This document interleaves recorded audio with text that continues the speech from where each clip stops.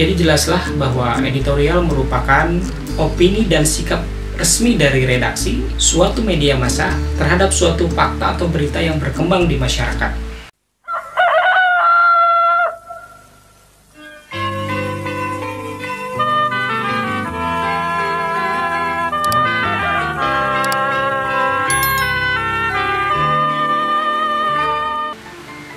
Halo semuanya, selamat berjumpa lagi dengan Pak Harun, gurunya Budi Iwan dan Wati. Dan kita bersama akan mempelajari mata pelajaran Bahasa Indonesia khususnya untuk kelas 12. Pada pertemuan kali ini kita sama-sama akan mempelajari materi tentang menyeleksi ragam informasi sebagai bahan untuk teks editorial.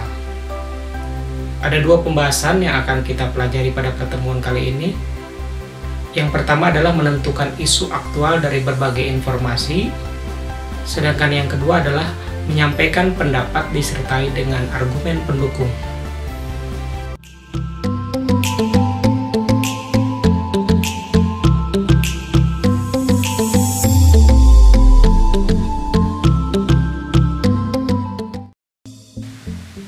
Sekarang mari kita mulai saja pembelajaran kita kali ini dengan sub pokok bahasan tentang menentukan isu aktual dari berbagai media informasi.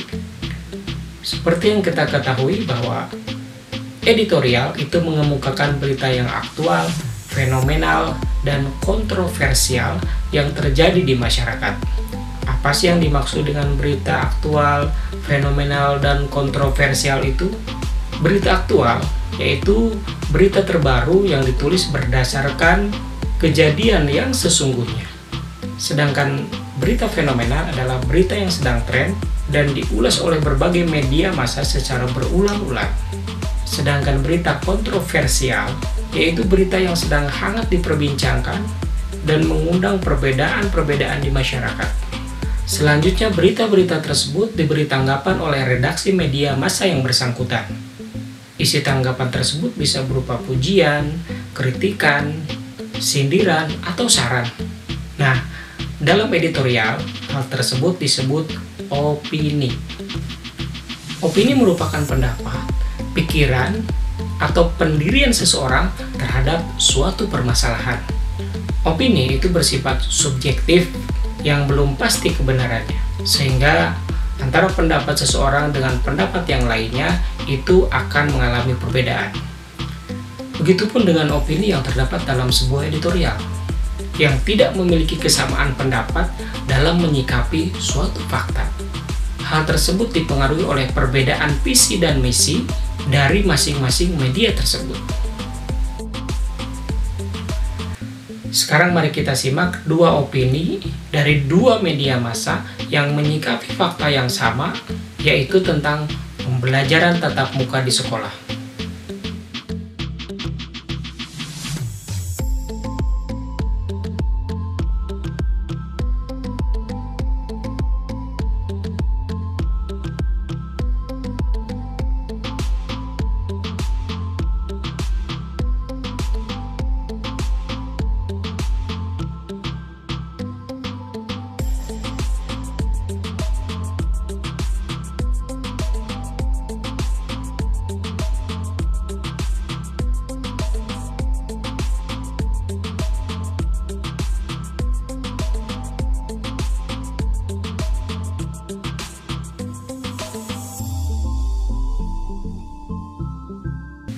Pada opini pertama dapat kita amati bahwa dalam menyikapi penyebaran virus COVID-19 selama pembelajaran tatap muka terbatas, penulis editorial ini lebih menekankan bahwa pada pentingnya mitigasi atau pendataan kepada seluruh warga sekolah secara menyeluruh dan teliti.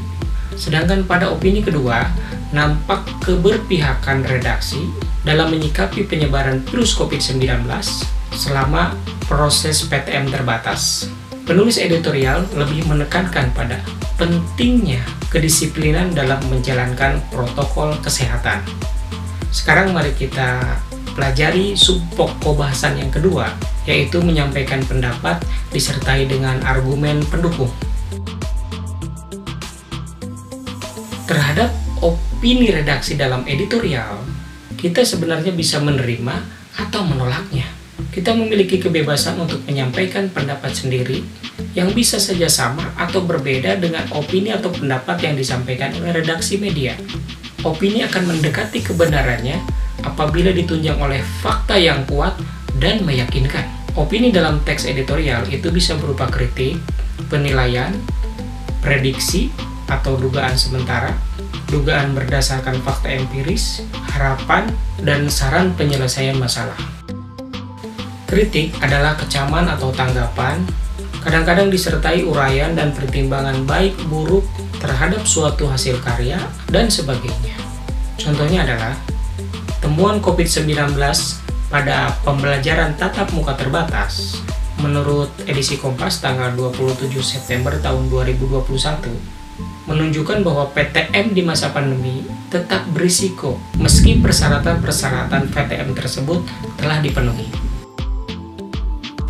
Penilaian adalah pertimbangan penulis editorial disertai data-data pendukung alasannya. Contohnya adalah, sejauh ini memang belum ada klaster PTM, akan tetapi data yang dikeluarkan Kemendikbudristek patut menjadi perhatian.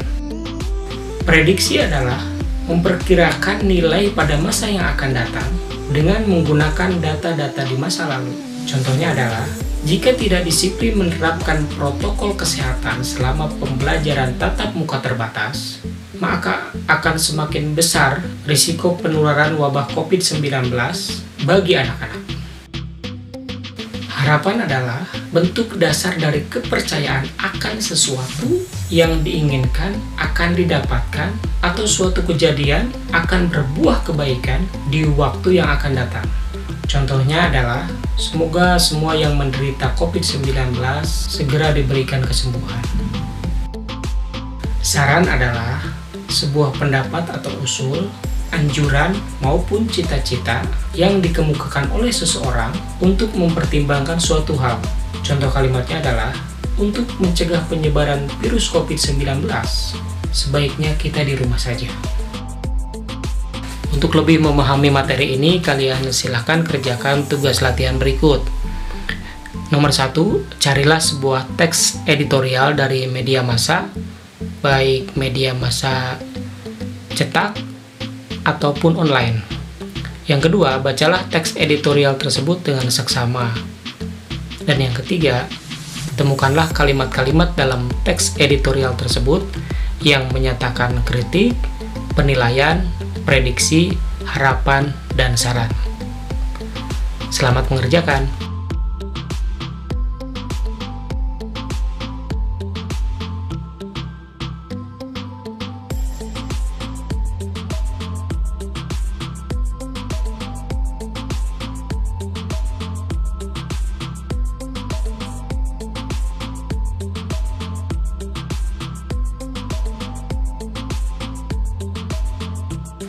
Demikian akhir pertemuan kita kali ini tentang menyeleksi ragam informasi sebagai bahan teks editorial.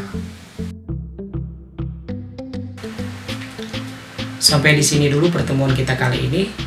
Jika ada hal-hal yang perlu dipertanyakan atau pernyataan-pernyataan yang perlu didiskusikan, Anda boleh mencantumkannya semua pernyataan dan pertanyaan tersebut di kolom komentar. Jangan lupa untuk tetap like video ini dan bagikan video ini melalui media-media sosial yang Anda miliki. Untuk mendapatkan info-info terbaru mengenai pembelajaran bahasa Indonesia di channel ini, jangan lupa untuk membunyikan lonceng notifikasi, dan bagi yang belum subscribe, silakan ketik tombol subscribe yang merah sampai berubah menjadi abu-abu. Terima kasih atas segala perhatiannya. Jangan lupa untuk tetap semangat dan yakin pasti bisa. Salam dari Pak Harun, gurunya Budi, Iwan, dan Wati.